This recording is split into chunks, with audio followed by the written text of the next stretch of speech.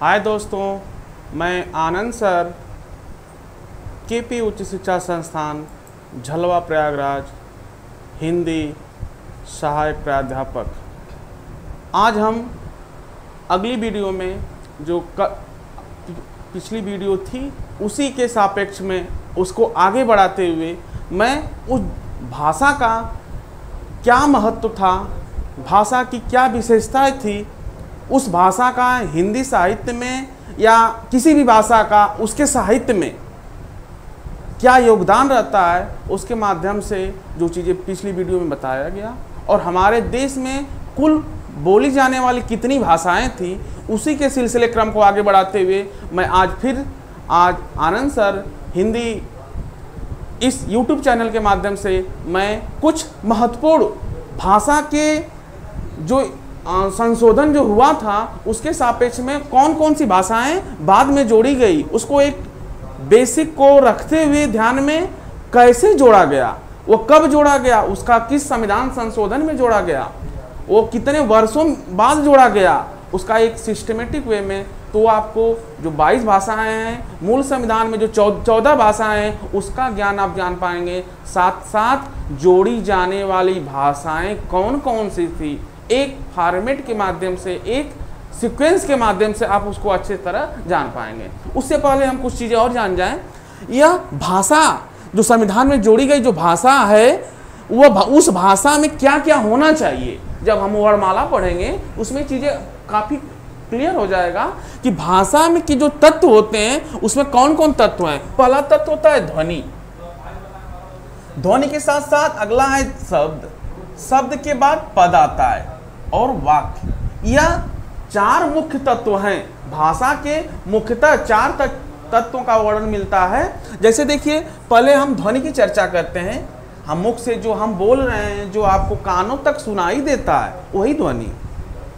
अगर मुख से बोलते समय अगर आपको कोई कुछ चीज़ें सुनाई ना दे, उसको हम ध्वनि नहीं कहेंगे। ध्वनि वह है जिसको हम वो कानों तक पहुँचे और हमको सुनकर उस पर हम अपने विचारों को आदान प्रदान करते हैं, तो आगे चल के वो भाषा के रूप में परिवर्तित हो जाता है। विचार के माध्यम से वो चीज़ें परिवर्तित होती जाती है। उसके मुख्य तत्वों में की बात होती है ध्वनि, शब्द, पद और वाक्य। अब ध्वनि कैसे हैं? ध्वनि जो है उच्चारण की दृष्टि से भाषा की लघुत्तम इकाई क्या कहलाती है? ध्वनि कहलाती है। यह काफ़ी एग्जामों में जो आपका यूपीएसआई या किसी स्टेट का एसआई हो एग्ज़ाम हो, या आपका पीसीएस लेवल से या यूपी ट्रिपल एससी जो आप लोअर के एग्ज़ाम करा रहे हैं, वो काफ़ी बार इस क्वेश्चन को, या कमीशन ने जब पेपर कराया है, इस चीज़ को काफ़ी बार पूछा गया है कि उच्चारण की दृष्टि से भाषा की लघुत्तम इकाई क्या कहलाती है। विकल्प यही रहेगा, ध्वनि, शब्द, पद, वाक्य। आगे अब वही विकल्प के अनुसार सार्थकता की दृष्टि से भाषा की लघुत्तम इकाई क्या है? तो सार्थकता की दृष्टि से सार्थक अर्थ, अब शब्द की ही परिभाषा है। शब्द जब वर्णों का जब संयोग होता है, उसमें जब उस शब्द के जब अर्थ आते हैं, तब वही उसी जब उस किसी भी शब्द के जब अर्थ आते हैं तो वही हमारा क्या कहलाता है? शब्द कहलाता है। उसी के ध्यान में रखते हुए सार्थकता की दृष्टि से भाषा की लघुत्तम इकाई क्या कहलाती है? शब्द कहलाती है। आगे हम देखते हैं पद। भाषा की व्याकरणीय योग्यता प्राप्त लघुत्तम इकाई, मतलब भाषा की व्याकरण से जो व्याकरण उसमें लग जाए उसकी प्राप्त लघुत्तम इकाई जो आएगा वो हमारा पद कहलाता है। अब हम बात करेंगे पद्य में अंतर होता है। उसमें पद्य में लय, तुक, छंद, रस से जो युक्त हो तो वो पद्य कहलाता है। और पद क्या है? ये जो भाषा की व्याकरण जिसमें योग्यता हो, व्याकरण के नियम का लगे हों, तो उसकी योग्यता प्राप्त लघुत्तम इकाई क्या कहलाती है? पद कहलाती है। जब हमारा अगला वीडियो वर्णमाला का बनेगा तो सब चीज़ें उसमें डिटेल की जाएगी, लेकिन उससे पहले हम भाषा के तत्व के बारे में जानें। भाषा क्या है बताया गया, भाषा के महत्व क्या है, भाषा की विशेषता क्या है। अब पिछली वीडियो में आपने पढ़ा, सुना, देखा। आगे हम बात करते हैं वाक्य। भाषा की पूर्ण सार्थक इकाई। अब ये शब्द जो पूर्ण सार्थक है, जैसे इसमें भाषा की व्याकरण योग्यता है, यह शब्द महत्वपूर्ण है। सार्थक इसमें महत्वपूर्ण है शब्द में। शब्द की दृष्टि से सार्थकता की शब्द में सार्थकता की दृष्टि से भाषा की लघुत्तम इकाई, और ध्वनि में उच्चारण की दृष्टि से भाषा की लघुत्तम इकाई। तो वाक्य में भाषा की पूर्ण सार्थक इकाई को वाक्य कहते हैं। क्या कहते हैं? भाषा की पूर्ण सार्थक इकाई ही हमारा वाक्य कहलाता है। आगे हम देखते हैं हिंदी भाषा का कैसे विकास हुआ है। ये चीजें समझ में आई। भाषा के तत्व, 4 तत्व, कुछ नहीं, सिर्फ क्रम से जब वर्णमाला पढ़ेंगे तो उसमें और क्लियर होगा। वर्णमाला में वो चीजें होगी। पहले क्या आया, हम थोड़ा सा उसको ब्रीफली चर्चा कर ले। जब हम वर्णमाला पढ़ेंगे उसमें हम पहले बात करेंगे ध्वनि, ध्वनि के बाद हम बात करेंगे अक्षर, अक्षर के बाद हम बात करेंगे वर्ड, वर्ड के बाद बात हम करेंगे शब्द, शब्द के बाद ये इन को मिलाकर बनता है हमारा वर्णमाला, या वर्णमाला में ये चीजें आती है या इनको मिलाकर वर्णमाला बनता है। शब्द के बाद हम बात करेंगे वाक्य, वाक्य के बाद करेंगे हम गद्य या पद्य, गद्य या पद्य के बाद हम करेंगे आपको एक पुस्तक, पुस्तक वही फिर पुस्तक, पुस्तक के बाद आपका आता है ग्रंथ। ये सब चीजें एक सीक्वेंस में हम वर्णमाला पढ़ेंगे तो हम पहले ध्वनि से पढ़ेंगे। ध्वनि किसे कहते हैं?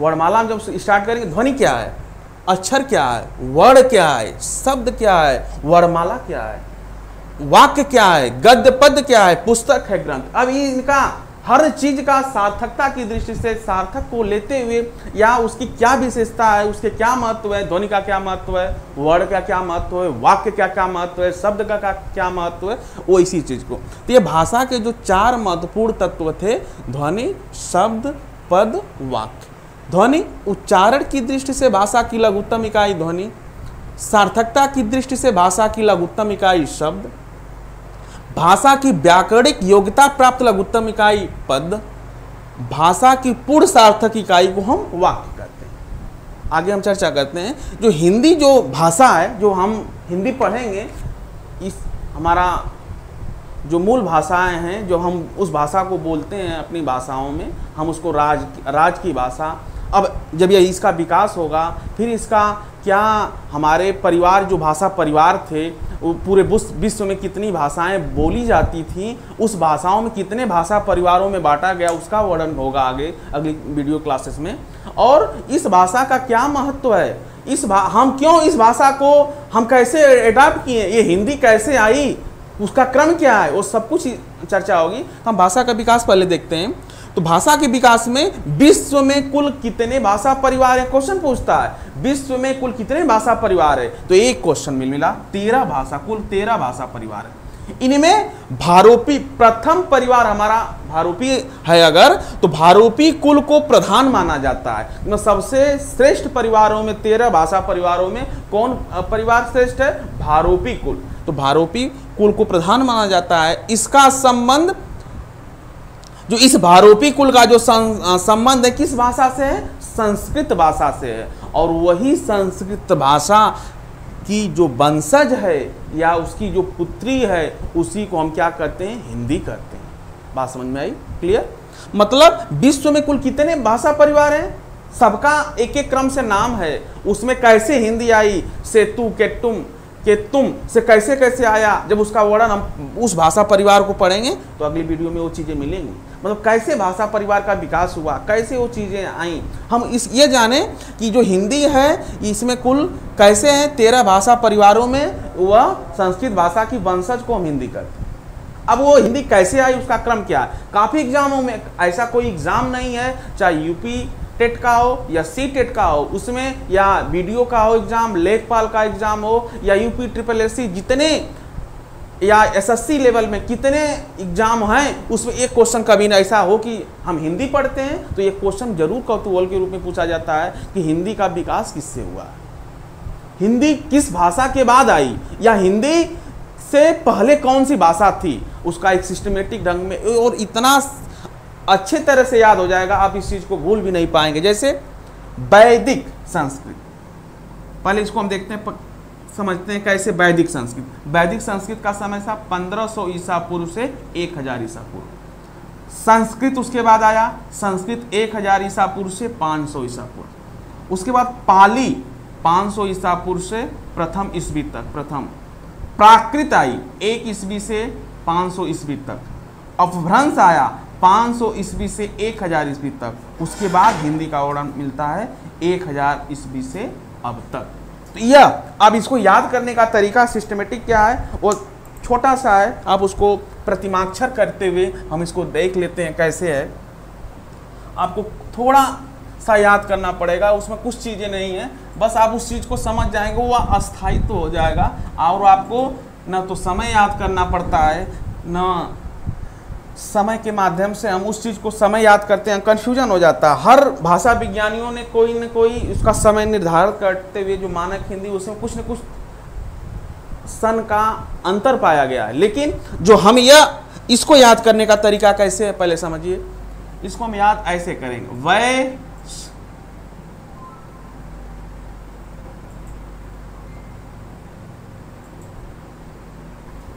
वैस सपा प्र अ, वैस सपा प्र अहि, ये याद करिए अलग, वैस सपा अलग करिए याद, प्रहि प्र अहि। कैसे? वैस से वैदिक संस्कृत, वैदिक संस्कृत, क्लियर। उसके बाद इस संस्कृत, किसी किसी किताब में इसी चीज को मिलता है, लौकिक संस्कृत, अर्थात वैदिक संस्कृत। जितने वेद पुराण लिखेंगे ये वैदिक संस्कृत में। यह जो गायन पद था संस्कृत में, लौकिक संस्कृत, वह संस्कृत ये आया। तो हमने बताया वैदिक संस्कृत, उसके बाद क्या आया? संस्कृत। तो वैदिक संस्कृत, संस्कृत, उसके बाद पाली, क्या आया? पाली। उसके बाद क्या आया? वैस सपा प्र, प्र से आशय है प्राकृत,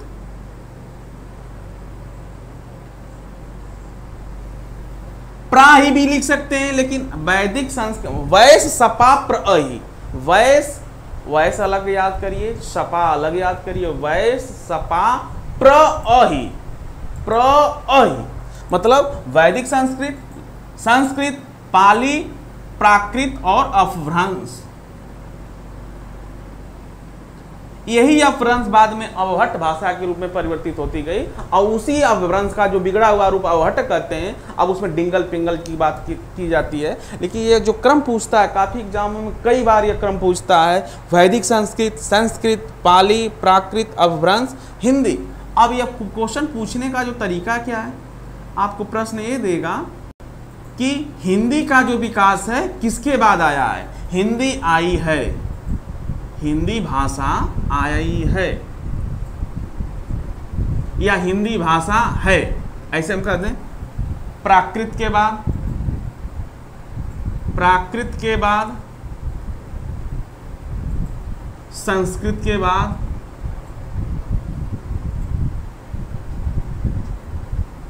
अपभ्रंश के बाद, अपभ्रंश के बाद प्राकृत, अपभ्रंश, पाली के बाद।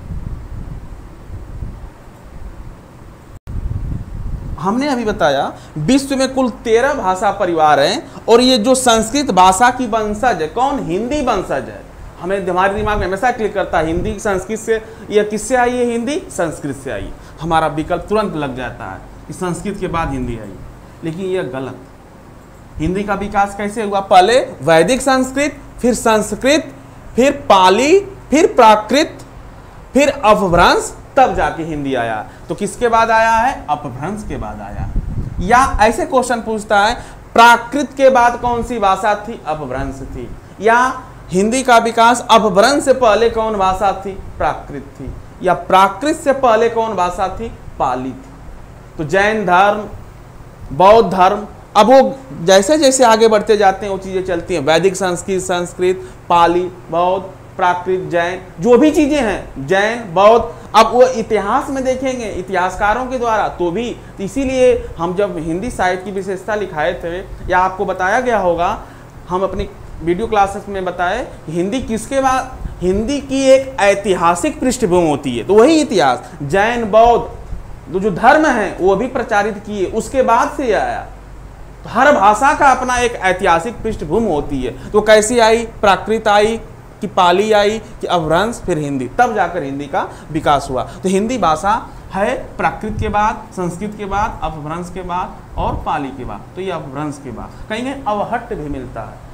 तो ये चीजें, अब ये क्वेश्चन पूछने का जो तरीका है, अब इससे एक क्वेश्चन फिक्स है, ये भाषा से संबंधित है। हिंदी में कुल कितनी भाषाएं परिवार हैं? पूरा विश्व में, संसार में 13 भाषा परिवार है। हिंदी किस भाषा परिवार की भाषा है?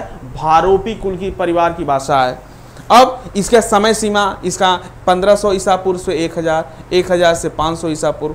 कभी मैं वीडियो क्लासेस में मैं सन, ईसवी सन, BC, AD, शक संवत, हिजरी संवत, जो भी चीज़ें हैं आपको एक क्रमबद्ध उसका पूरा समय का जो हम हिंदी पढ़ते हैं, तो उससे भी क्वेश्चन पूछे जाते हैं कि यह ईस्वी में है या सन में, या कभी कभी एग्जाम में वो ये पूछ देता है कि सूरदास, तुलसीदास, कबीरदास का जन्म इस सन में हुआ था, तो विकल्प में ये देगा, या कबीरदास का जन्म हुआ था 1398 ईस्वी माना गया है, तो 1398 अब उसको संवत में दे देगा।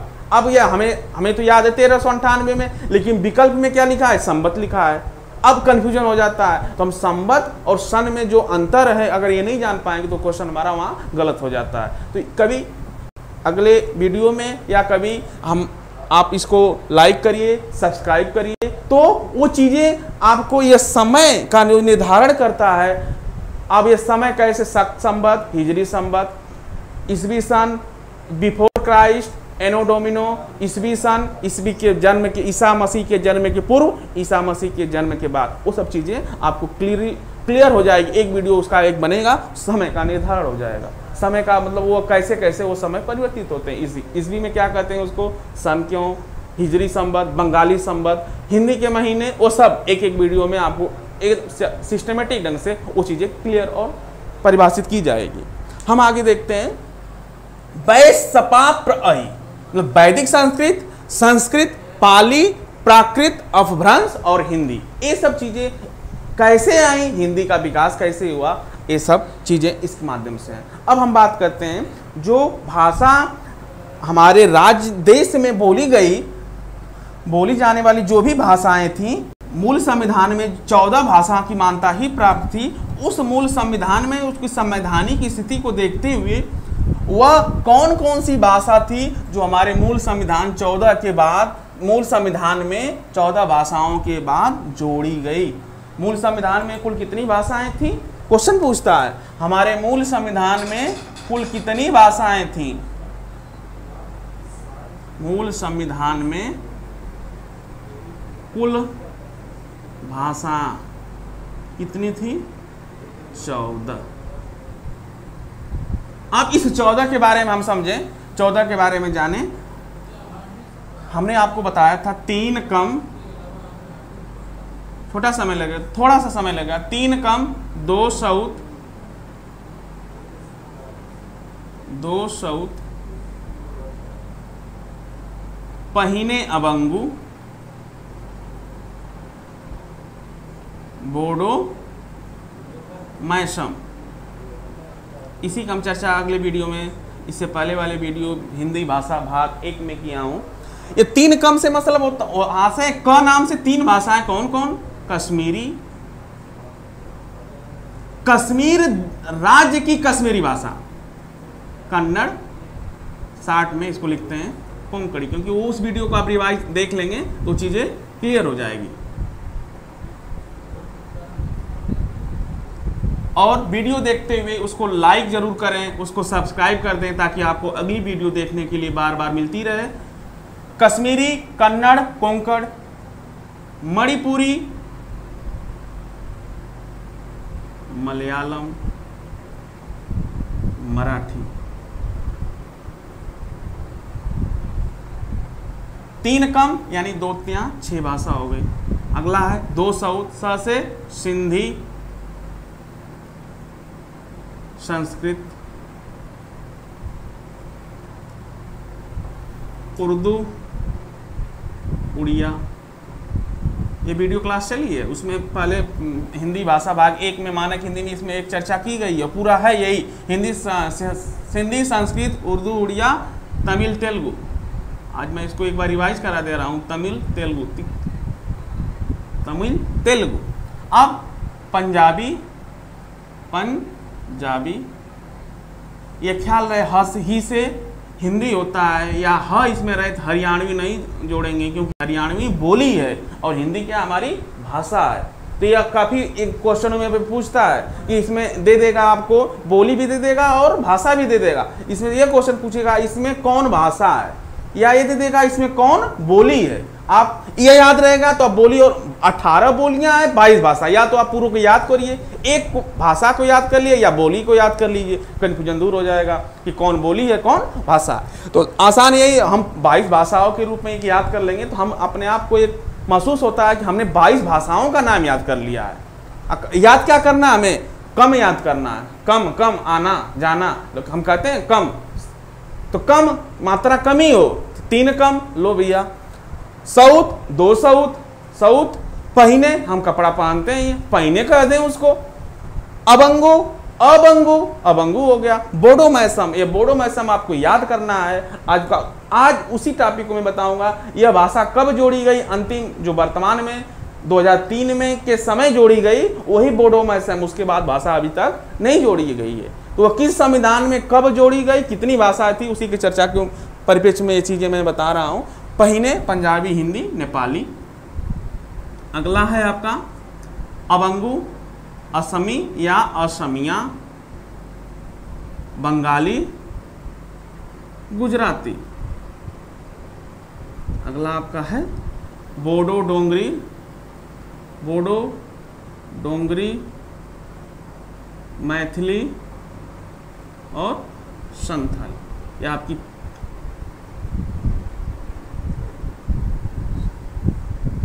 ये 6 हो गया, ये 2 3 6 ये भी हो गया टोटल। ये आपका 3 हो गया, 6 3 9 6 6 6 12 3 15 3 18 4 22। अब ये 22 भाषाएं हैं। अब मूल संविधान में जो जोड़ी गई भाषा थी, ये कुल 22 कितनी भाषाएं थी मूल संविधान में, जो 14 भाषा थी, और जो वर्तमान में कुल कितनी भाषाएं हैं 22 भाषा। जो 14 और आपका 8 भाषा कौन कौन जोड़ी गई मूल संविधान में, उसकी मैच, और कौन कौन भाषा जोड़ी गई और कब कब जोड़ी गई, कौन भाषा कब जोड़ी गई। तो ये लिखिए, संविधान संशोधन,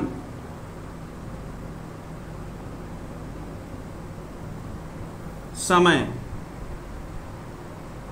जोड़ी जाने वाली भाषा, जोड़ी जाने वाली भाषा। 3 कॉलम आप बनाइए। संविधान संशोधन कब हुआ, कौन सा संविधान संशोधन था, यानी कि जो ये 22 भाषाओं का जो मैं जिक्र किया हूं, टोटल ये 22 भाषाएं हैं। मूल संविधान में 14 भाषा थी, तो 8 भाषाएं कौन कौन हैं और कब जोड़ी गई। तो संविधान संशोधन, पहला संविधान संशोधन भाषा के संबंध में संशोधन। हम ये संविधान संशोधन मतलब ये नहीं कि प्रथम दूसरा तीसरा, ये नहीं मतलब भाषा के संबंध में किस संविधान संशोधन में वह भाषा जोड़ी गई और कब जोड़ी गई।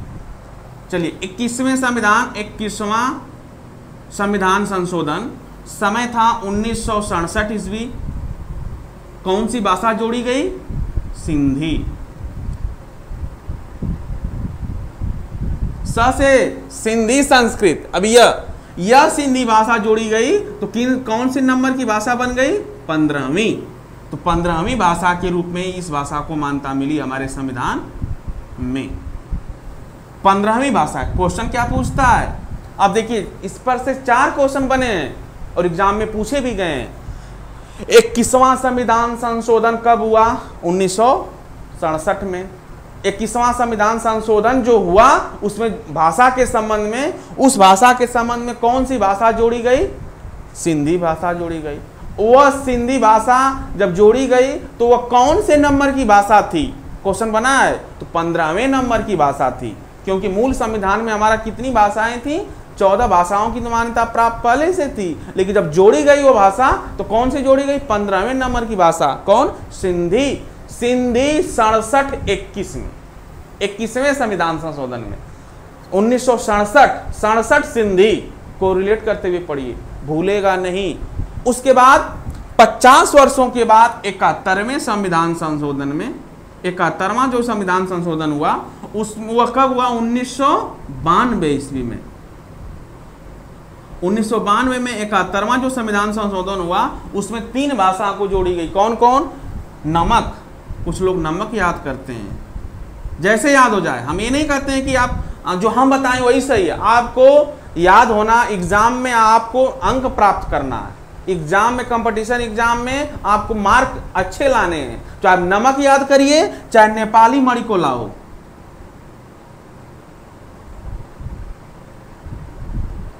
नेपाली मणि को लाओ, अर्थात नेपाली मतलब नेपाली भाषा, मणि से मणिपुरी भाषा, को से कोंकणी भाषा, नेपाली, मणिपुरी और कोंकणी, नेपाली मणि को लाओ, ये 3 भाषा जोड़ी गई। और यह कब जोड़ी गई, 1992 में।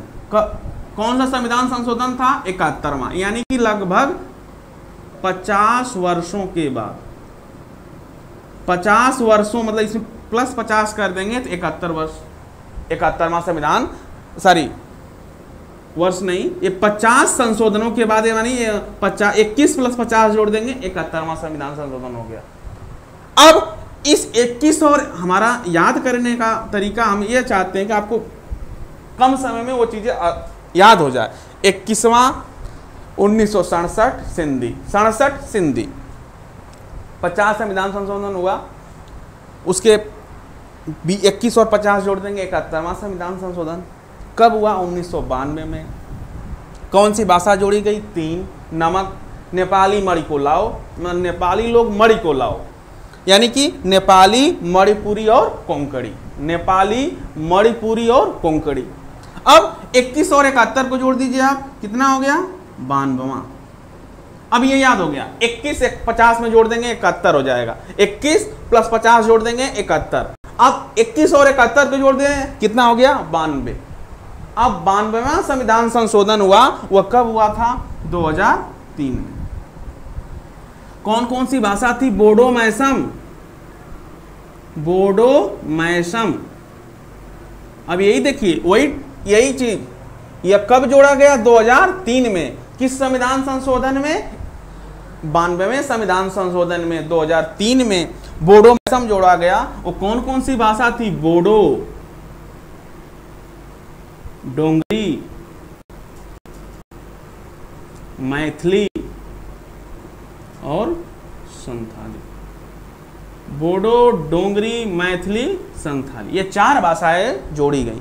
तो 14 भाषा, 15 भाषा, 16, 17, 18, 19, 20, 21, 22, कुल भाषा 22 हो गई। तो संविधान में कब जोड़ी गई, वह कौन से नंबर का संविधान संशोधन हुआ, भाषा के संबंध में संशोधन हुआ, कौन सा समय, और जोड़ी जाने वाली कौन कौन सी भाषाएं थी। अब यह जो हम पढ़ेंगे हिंदी, अब हिंदी के हमारे संविधान में जो संवैधानिक स्थिति है, हिंदी भाषा का संवैधानिक इतिहास या हिंदी भाषा का संवैधानिक,